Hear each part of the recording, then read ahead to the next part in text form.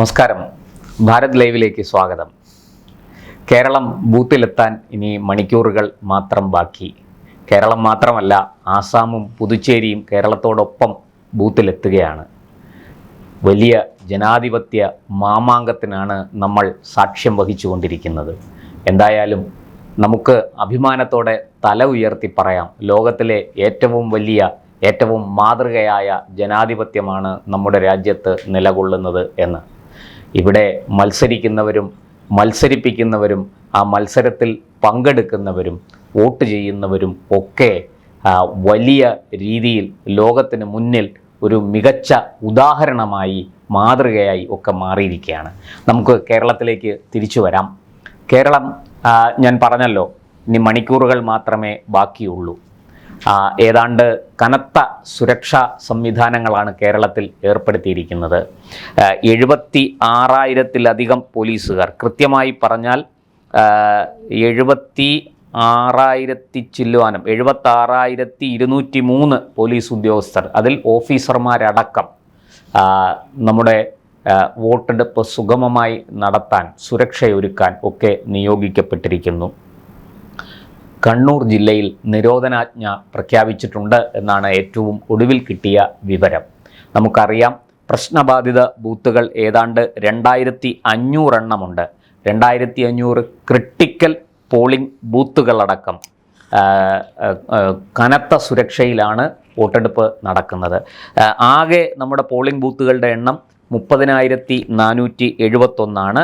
അതുപോലെ അതിലേക്ക് ഞാൻ പറഞ്ഞല്ലോ, 76,203 പോലീസ് ഉദ്യോഗസ്ഥരെ നിയോഗിച്ചിട്ടുണ്ട്. അതിൽ 28,209 സ്പെഷ്യൽ പോലീസ് ഓഫീസർമാരെ ആണ് നിയോഗിച്ചിട്ടുള്ളത്. ഈ ലോക്കൽ പോലീസിന് പുറമെ നമ്മുടെ സ്പെഷ്യൽ യൂണിറ്റുകൾ, ബറ്റാലിയനുകൾ, മറ്റ് ഡിപ്പാർട്ട്മെൻറ്റുകളിലെ സേനാംഗങ്ങൾ എന്നിവരെയും ഡ്യൂട്ടിക്കായി നിയോഗിച്ചിട്ടുണ്ട്. കൂടാതെ 140 കമ്പനി കേന്ദ്ര സേനാ വിഭാഗങ്ങളെ നിയോഗിച്ചിട്ടുണ്ട്. 20 കമ്പനി തമിഴ്നാട് പോലീസും തെരഞ്ഞെടുപ്പിൻ്റെ ഭാഗമായി കേരളത്തിലെത്തിയിട്ടുണ്ട്.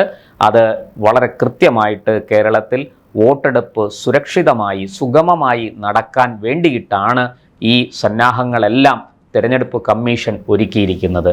നമുക്കറിയാം, കൃത്യമായി SIR നടപ്പാക്കിയതിന് ശേഷമുള്ള തെരഞ്ഞെടുപ്പാണ്.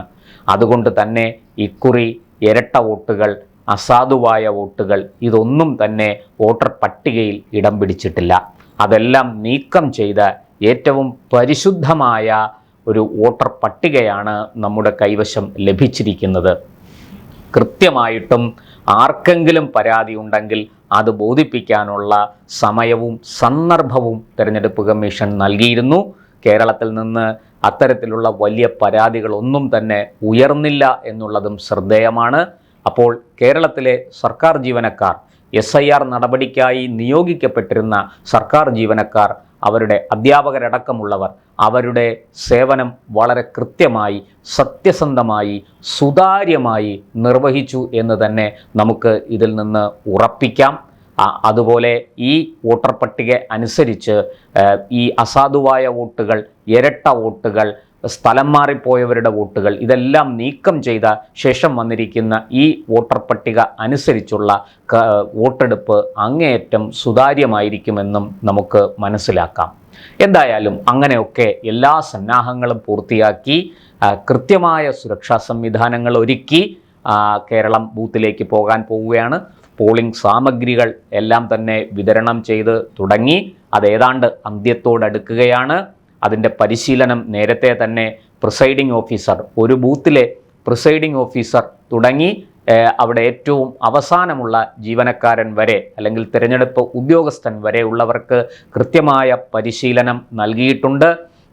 ഏറ്റവും സത്യസന്ധമായി വോട്ടുകൾ രേഖപ്പെടുത്താനുള്ള സാഹചര്യം തിരഞ്ഞെടുപ്പ് കമ്മീഷൻ ഉറപ്പ് വരുത്തിയിരിക്കുന്നു എന്നുള്ളതാണ് പതിവ് പോലെ നമ്മെ ആഹ്ലാദിപ്പിക്കുന്ന ഒരു കാര്യം. എന്തായാലും കേരളത്തിൽ 3 മുന്നണികളാണ് പ്രധാനമായും മത്സര രംഗത്തുള്ളത്. ഞാൻ പ്രധാനമായും എന്ന വാക്ക് പറഞ്ഞത് വെറുതെയല്ല. ഇടതു മുന്നണി, വലതു മുന്നണി, ദേശീയ ജനാധിപത്യ സഖ്യം, ഇവരെ കൂടാതെ ചില കക്ഷികൾ മത്സരിക്കുന്നുണ്ട്. അവർ തങ്ങളുടെ സാന്നിധ്യം അറിയിക്കാനോ അല്ലെങ്കിൽ തങ്ങളുടെ ആശയം എന്താണെന്ന് വോട്ടർമാരിലേക്ക് എത്തിക്കാനോ ഒക്കെ വേണ്ടിയിട്ടാണ് മത്സരിക്കുന്നത്. SUCI പോലെയുള്ള പാർട്ടികൾ, സംഘടനകൾ ഒക്കെ മത്സരിക്കുന്നുണ്ട്. ചില സ്വതന്ത്രന്മാരും മത്സരിക്കുന്നുണ്ട് ആ അർത്ഥത്തിൽ നോക്കിയാൽ. പക്ഷേ പ്രധാനമായും ഈ 3 മുന്നണികളും, അല്ലെങ്കിൽ ഈ 3 മുന്നണികളിലെ ഏതെങ്കിലും ഒരു മുന്നണി പിന്തുണയ്ക്കുന്ന സ്വതന്ത്ര സ്ഥാനാർത്ഥിയും, അങ്ങനെയാണ് മത്സരം നടക്കുന്നത്. കൂടുതലും ഇടതുപക്ഷത്തുനിന്ന്, CPMൽ നിന്ന് വിട്ടുവന്ന് കോൺഗ്രസ് പിന്തുണയോടെ, UDF പിന്തുണയോടെ മത്സരിക്കുന്നവരാണ് കൂടുതലായിട്ടും ഈ വിമതന്മാരായി വന്നിരിക്കുന്നത്. അമ്പലപ്പുഴയിലെ നമുക്കറിയാം, ആലപ്പുഴയിലെ കമ്മ്യൂണിസ്റ്റ് പാർട്ടി സമം G. സുധാകരൻ എന്നൊരു ആപ്തവാക്യം ഇടക്കാലത്ത് ഉയർന്നിരുന്നു. ആ സുധാകരനാണ് തൻ്റെ ജന്മം മുതൽ എന്ന് തന്നെ പറയാം അദ്ദേഹം പ്രവർത്തിച്ചു വന്ന കമ്മ്യൂണിസ്റ്റ് പാർട്ടിയെ ഉപേക്ഷിച്ച് അവരുടെ ചിരവൈരിയായ കോൺഗ്രസിൻ്റെ പിന്തുണയോടുകൂടി, UDFൻ്റെ പിന്തുണയോടുകൂടി അമ്പലപ്പുഴ നിന്ന് ഇപ്പോൾ പാർട്ടിക്കെതിരെ മത്സരിക്കുന്നത്. അതുപോലെ തന്നെ നമ്മുടെ കണ്ണൂർ ജില്ലയിൽ PV കുഞ്ഞികൃഷ്ണൻ, അതുപോലെ TV ഗോവിന്ദൻ തുടങ്ങിയവരും വിമത സ്ഥാനാർത്ഥികളാണ്. വർക്കലയിൽ കമ്മ്യൂണിസ്റ്റ് പാർട്ടിയുടെ CPIMൻ്റെ ഏറ്റവും പ്രധാനപ്പെട്ട ഒരു ജില്ലാ നേതാവ് സ്മിത സുന്ദരേശൻ മുമ്പ് ബ്ലോക്ക് പഞ്ചായത്ത് പ്രസിഡൻ്റായിരുന്നു. നിലവിൽ ബ്ലോക്ക് പഞ്ചായത്ത് അംഗമാണ്. അവർ അത് രാജിവെച്ചിട്ട് BJPയിൽ അംഗത്വം എടുത്തുകൊണ്ട് അവിടെ മത്സരിക്കുന്നു താമര ചിഹ്നത്തിൽ. CPMന് ഇതിനേക്കാളും വലിയൊരു നാണക്കേട്, ഇതിനേക്കാളും വലിയ തിരിച്ചടി സമീപകാലത്തെങ്ങും കിട്ടിയിട്ടില്ല. എനിക്ക് തോന്നുന്നു നമ്മുടെ മാധ്യമങ്ങൾ ഇത് ചർച്ച ചെയ്യാതെ മറച്ചു വെച്ചതാണ്. കാരണം G. സുധാകരൻ പോയതിനേക്കാൾ, G. സുധാകരൻ 70 വയസ്സ് കഴിഞ്ഞ ഒരു മനുഷ്യനാണ്. അദ്ദേഹത്തിന് ഇനിയൊരു അംഗത്തിന് ബാല്യമുണ്ടോ എന്നൊക്കെയുള്ള ചോദ്യം ഉയർന്നിരുന്നു. അതെല്ലാം അവിടെ നിൽക്കട്ടെ. ആ G. സുധാകരൻ പോയതിനേക്കാൾ മാരകമായ പ്രഹരമാണ് സ്മിത സുന്ദരേശൻ വർക്കലയിൽ പാർട്ടിയെ വിട്ടപ്പോൾ ഉണ്ടായത് എന്നാണ് ഞാൻ കരുതുന്നത്. കാരണം അധികം പ്രായമൊന്നുമില്ലാത്ത ചെറുപ്പക്കാരിയായ ഒരു നേതാവ്, ബ്ലോക്ക് പഞ്ചായത്ത് പ്രസിഡൻ്റായിട്ടിരുന്ന് ഏറ്റവും നല്ല പ്രകടനം കാഴ്ചവെച്ച ഒരു കമ്മ്യൂണിസ്റ്റുകാരി, പരമ്പരാഗത കമ്മ്യൂണിസ്റ്റ് കുടുംബം, ഒരു വളരെ പ്രശസ്തമായ ഒരു ഈഴവ കുടുംബം, അങ്ങനെയൊക്കെയുള്ള, ഞാനിതിനകത്ത് ജാതി പറയുന്നതല്ല കേട്ടോ. ഈ കമ്മ്യൂണിസ്റ്റുകാർ പൊതുവെ പറയുന്നത് ഈഴവരെല്ലാവരും ഞങ്ങളോടൊപ്പമാണ് എന്നാണ് കമ്മ്യൂണിസ്റ്റുകാർ അഹങ്കാരത്തോടുകൂടി പതിവായി പറയാറുള്ളത്. അതിനൊക്കെ വലിയ തിരിച്ചടി, കനത്ത പ്രഹരം ലഭിച്ചിരിക്കുന്നു. അതായത് ഈഴവ വോട്ടുകൾ വലിയ രീതിയിൽ വർക്കലയിൽ ചോരുമെന്ന് തീർച്ചയാണ്. അവിടെ സാധാരണ അവിടെ BJP BDJSനെയാണ് മത്സരത്തിന് നിയോഗിക്കുന്നത്. അവരുടെ മുന്നണിക്കുള്ളിലെ ചില നയപരമായ നീക്കുപോക്കുകൾ അനുസരിച്ച്, മര്യാദ അനുസരിച്ച് അത് BDJSന് കൊടുക്കുന്നു. BDJS അവിടെ മത്സരിക്കുമ്പോഴെല്ലാം 20,000-ന് പുറത്തേക്ക് വോട്ട് നേടാറില്ല. അതേസമയം BJP താമര ചിഹ്നത്തിൽ മത്സരിക്കുമ്പോൾ വോട്ട് ഇരട്ടിയാവും, 40,000-ന് പുറത്തേക്ക് പോകും. അത് നമ്മൾ 2019-ലും 2024-ലും ലോക്സഭാ തെരഞ്ഞെടുപ്പിൽ നമ്മൾ കണ്ടതാണ്. BJPക്ക് വലിയ മുന്നേറ്റം അവിടെ ഉണ്ടാക്കാൻ സാധിച്ചു. എന്നാൽ BJPയുടെ താമര ചിഹ്നത്തിലല്ലാതെ സഖ്യകക്ഷി അവിടെ മത്സരിക്കുമ്പോൾ വല്ലാതെ വോട്ട് ചോരുന്നതും നമ്മൾ കണ്ടിട്ടുണ്ട്. ഇക്കുറി അതുകൊണ്ട് തന്നെ സ്മിത സുന്ദരേശനെ അവിടെ താമര ചിഹ്നത്തിൽ, അതായത് വളരെയധികം ആലോചനകൾക്ക് ശേഷം BJP തീരുമാനിച്ചതാണ്. BDSൽ നിന്ന് ആ സീറ്റ് തിരിച്ചെടുത്തു. അവിടെ പാർട്ടി മാറി വന്ന സ്മിത സുന്ദരേശനെ നിയോഗിക്കുകയും ചെയ്തു. അപ്പോൾ ഇങ്ങനെയെല്ലാം കേരളത്തിൽ, ഞാൻ പറഞ്ഞു വന്നത്, അമ്പലപ്പുഴയും മട്ടന്നൂരും തളിപ്പറമ്പും പയ്യന്നൂരും പാലക്കാടും മാത്രമല്ല, വർക്കല പോലെയുള്ള, ചിറയൻകീഴ് പോലെയുള്ള ചില അധികമാരും ശ്രദ്ധിക്കാതെ നമ്മൾ ഇട്ടിരിക്കുന്ന, അല്ലെങ്കിൽ ശ്രദ്ധ കൊടുക്കാതിരിക്കുന്ന ചില മണ്ഡലങ്ങൾ, ചാത്തന്നൂർ പോലെയുള്ള, കരുനാഗപ്പള്ളി പോലെയുള്ള മണ്ഡലങ്ങൾ, അതുപോലെ തൃശ്ശൂർ, അതുപോലെ തന്നെ കാസർഗോഡ്, ഇതൊക്കെ ഇക്കുറി എന്ത് സംഭവിക്കും എന്ന് പ്രവചിക്കാൻ കഴിയാത്ത അവസ്ഥയാണ്. അങ്ങനെ അതിശക്തമായ ജനാധിപത്യത്തിൻ്റെ അങ്ങേയറ്റത്തെ മനോഹാരിത സമ്പൂർണ്ണമായി ഉൾക്കൊണ്ടുകൊണ്ട്, അതിൻ്റെ ഗാംഭീര്യം നിലനിർത്തിക്കൊണ്ട് നമ്മുടെ വോട്ടർമാർ പോളിംഗ് ബൂത്തിലേക്ക് എത്താൻ ഇനി മണിക്കൂറുകൾ മാത്രം ബാക്കിയാണ്. എന്തായാലും കേരളത്തിലെ എല്ലാ വോട്ടർമാർക്കും ഒരു നല്ല ദിവസം ആശംസിക്കുകയാണ്. വരുന്ന മണിക്കൂറുകൾക്കുള്ളിൽ നിങ്ങൾ പോളിംഗ് ബൂത്തിലെത്തുക. നിങ്ങളുടെ ജനാധിപത്യ അവകാശം ഏറ്റവും ഭംഗിയായി വിനിയോഗിക്കുക. കേരളത്തിൻ്റെ ഭാവി, കേരളത്തിൻ്റെ വരാൻ പോകുന്ന തലമുറകളുടെ കൂടി ഭാവി സുന്ദരമാക്കണേ, അത് സമ്പുഷ്ടമാക്കണേ എന്ന് ആലോചിച്ചുകൊണ്ട് വേണം വോട്ട് ചെയ്യാൻ.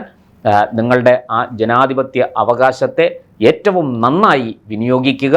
കേരളത്തിന് ഏറ്റവും ഉചിതമായ ഒരു ഭരണകൂടത്തെ നമുക്ക് ഇതിലൂടെ തിരഞ്ഞെടുക്കേണ്ടതുണ്ട് എന്ന ബോധ്യത്തോടു കൂടി വോട്ട് ചെയ്യുക.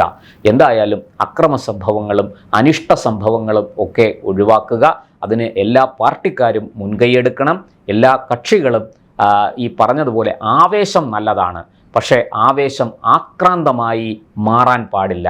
അങ്ങനെ ആക്രാന്തമായി മാറി അത് അക്രമത്തിലേക്ക് നീങ്ങിയാൽ അതിൻ്റെ നാണക്കേട് ജനാധിപത്യത്തിനും നമ്മുടെ രാജ്യത്തിനുമാണ്. ലോകത്തിന് മുഴുവനും ഇന്ന് മാതൃകയായിരിക്കുന്ന നാം, പണ്ട് നമുക്കറിയാം ബീഹാറിലൊക്കെ ബൂത്ത് പിടുത്തവും വലിയ രീതിയിൽ അക്രമങ്ങളും ഒക്കെ അരങ്ങേറിയിരുന്നു. പിന്നെ ബാലറ്റ് പേപ്പർ ഒന്നടങ്കം എടുത്തു പോയിക്കൊണ്ടിരുന്നു. ബാലറ്റ് പെട്ടി തന്നെ എടുത്തു കൊണ്ടുപോയിരുന്ന കഥകൾ വാർത്തകൾ നമ്മൾ വായിച്ചിട്ടുണ്ട്. ഇന്ന് അതിൽ നിന്നെല്ലാം സ്ഥിതി മാറിയിരിക്കുന്നു.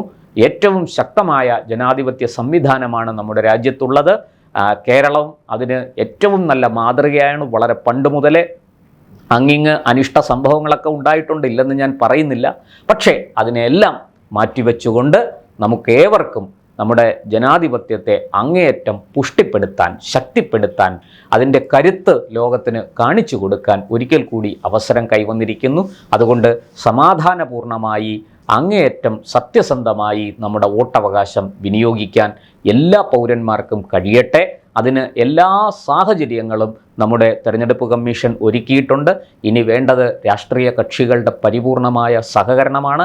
അവർ അങ്ങേയറ്റം സമചിത്തതയോടുകൂടി ഈ കാര്യത്തിൽ സഹകരിച്ച് യാതൊരു പ്രശ്നങ്ങളും കൂടാതെ ഈ വോട്ടെടുപ്പ് സുഗമമായി പൂർത്തിയാക്കാൻ അവർ എല്ലാവരും ഒത്തൊരുമിച്ച് പ്രവർത്തിക്കട്ടെ, അതിനവർ തയ്യാറാകട്ടെ എന്ന് മാത്രമേ ഈ അവസരത്തിൽ പറയാനുള്ളൂ. നന്ദി, നമസ്കാരം.